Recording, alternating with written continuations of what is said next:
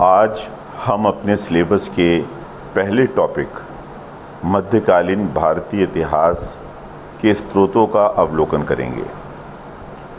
बच्चों, हम जिस समय या काल का अध्ययन कर रहे हैं वह द्वितीय पानीपत और तृतीय पानीपत की लड़ाई के मध्य का है। पानीपत का द्वितीय युद्ध 1526 में बाबर और इब्राहिम लोदी के मध्य लड़ा गया था और जिसमें बाबर की विजय ने भारत में मुग़ल साम्राज्य की स्थापना का मार्ग प्रशस्त किया। इसी प्रकार तृतीय पानीपत की लड़ाई अफ़गान शासक अहमद शाह अब्दाली और मराठाओं के मध्य लड़ी गई थी और इस युद्ध में मराठाओं की पराजय से उस समय भारत की सबसे बड़ी राजनीतिक शक्ति मराठाओं का पतन हो गया था, जिसका दूरगामी परिणाम यह निकला कि इसने भारत में अंग्रेज साम्राज्य की स्थापना का मार्ग प्रशस्त किया। मध्यकालीन भारतीय इतिहास की जानकारी हमें निम्नलिखित स्रोतों से मिलती है। पहला, फ़ारसी और अरबी भाषा में लिखे गए ग्रंथ और वृत्तांत जो समकालीन इतिहासकारों, साहित्यकारों और विदेशी यात्रियों द्वारा लिखे गए थे। दूसरा, क्षेत्रीय भाषा में लिखे गए ऐतिहासिक रचनाएं। तीसरा, शिलालेख, सिक्के और स्मारक। इससे पहले कि हम इन सभी स्रोतों का अध्ययन करें, हमारे लिए ये जानना उपयुक्त होगा कि इन स्रोतों की विशेष रूप से मध्यकालीन युग में मुसलमान इतिहासकारों द्वारा लिखे गए ग्रंथों की कुछ सीमाएं या कमियां थीं। प्रमुख इतिहासकार एल श्रीवास्तव के अनुसार इन मुसलमान इतिहासकारों की भारत में इस्लाम की प्रगति तथा दरबारी मामलों में विशेष रुचि थी, परंतु वे वैज्ञानिक इतिहासकार नहीं थे। उनका ध्यान शासकों के कार्यों तक सीमित था। साधारण जनता के जीवन में उनकी कोई दिलचस्पी नहीं थी। इतिहासकार डॉक्टर गोपीनाथ शर्मा लिखते हैं कि इन इतिहासकारों को इस बात की विशेष चिंता नहीं थी कि वे अपनी सामग्री को क्रमबद्ध और व्यवस्थित रूप से लिखें। उन्होंने इस बात की परवाह नहीं की कि इस आवश्यक बात को लिखा जाए और क्या नहीं लिखा जाए तथा जो सामग्री उपलब्ध है उसका किस रूप में और कैसे उपयोग किया जाए। यही नहीं, उन्होंने अतिशयोक्तिपूर्ण अलंकारिक भाषा का प्रयोग किया और इसके फलस्वरूप अपने ऐतिहासिक विवरण में कई स्थानों पर स्पष्टता और संदेह के बीच छोड़ गए। मध्यकालीन युग के इतिहास के विभिन्न स्रोतों में हम सर्वप्रथम फ़ारसी और अरबी में लिखे ग्रंथों का अध्ययन करेंगे। बच्चों, मैं इन ग्रंथों का पहले एक संक्षेप में आप सबको बताऊंगा, उसके बाद इसका विस्तृत विवरण भी आपके साथ साझा करूंगा।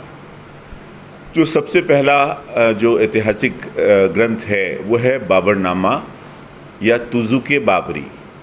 ये बाबर की आत्मकथा है जिसे तुर्की भाषा में लिखा गया। बाद में इसका कई भाषा में अनुवाद हुआ।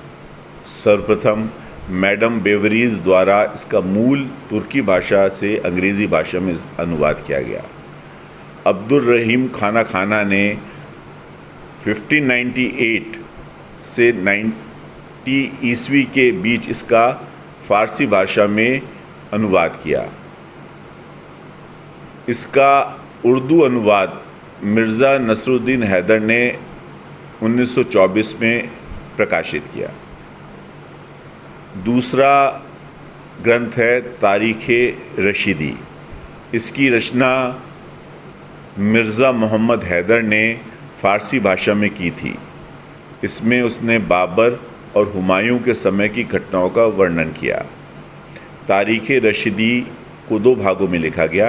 एक भाग 1515-33 ईस्वी के मध्य के समय का है इसमें बाबर और हुमायूं के जीवन काल की घटनाओं को उल्लेख किया गया है तथा दूसरा भाग 1541 ईस्वी तक की जीवन की घटनाओं का इसमें वर्णन है।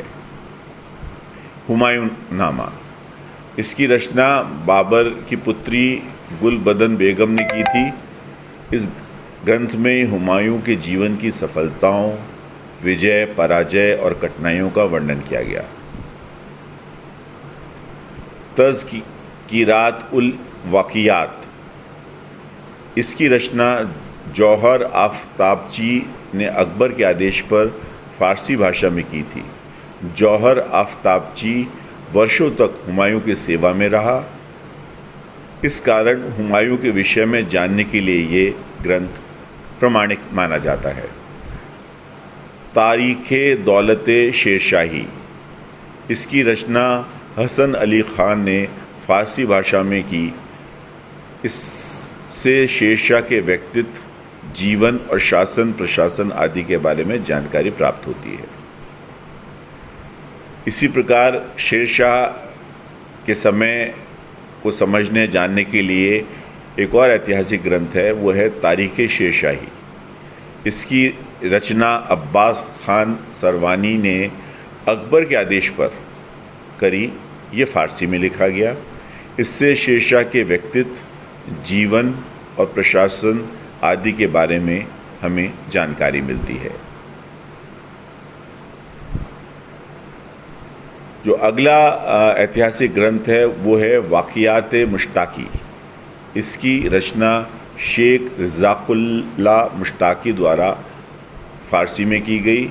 इस ग्रंथ में बहलुल लोदी से लेकर अकबर के शासनकाल के मध्य तक का वर्णन मिलता है। फिर इसके बाद जो बहुत महत्वपूर्ण ग्रंथ जो अकबर के समय को जानने के लिए है वो है अकबरनामा। इस ग्रंथ की रचना बादशाह अकबर के शासनकाल में अबुल फजल ने की थी। यह मुग़लों के इतिहास जानने का सबसे महत्वपूर्ण स्रोतों में से एक है। इसका तृतीय भाग को हम आईने अकबरी के नाम से भी जानते हैं। इसके प्रथम भाग में तैमूर से लेकर हुमायूं तक के मुग़ल शासकों के इतिहास का वर्णन है। द्वितीय और तृतीय भाग में 1602 ईस्वी तक के अकबर के इतिहास का वर्णन है। अकबर के समय को जानने के लिए जो अन्य महत्वपूर्ण ग्रंथ हैं उनमें है तबक़ात अकबरी। इस ग्रंथ की रचना निज़ामुद्दीन अहमद ने की थी। यह 3 भागों में है। इसमें भारत में मुस्लिम शासन की स्थापना से लेकर भारत बादशाह अकबर के 39वें वर्ष तक के शासन का इतिहास है। अकबर के शासनकाल का एक और जो ग्रंथ है वो है तारीख़े बदायूनी। इसकी रचना अब्दुल कादिर बदायून ने अकबर के शासनकाल में की थी। बदायूनी ने कई अरबी और संस्कृत ग्रंथों का फ़ारसी में अनुवाद किया। तारीख़े बदायूनी के 3 भाग हैं। प्रथम भाग में सुबकतगीन के समय से लेकर हुमायूं के शासनकाल की घटनाओं का वर्णन है। दूसरा 1594 तक के अकबर के शासनकाल की घटनाएं हैं। तृतीय भाग में बदायूनी ने समकालीन विद्वानों और संतों के जीवन के बारे में उल्लेख किया है। अकबर के बाद जब जहांगीर गद्दी पर बैठे तो उनके समय भी कई ग्रंथ लिखे गए, जिसमें जो सबसे महत्वपूर्ण है वो है तुज़ुक-ए जहांगीरी। यह जहांगीर की आत्मकथा है जिसमें उसने अपने सिंहासन पर बैठने से लेकर अपने शासन के 17वें वर्ष तक का वर्णन किया है।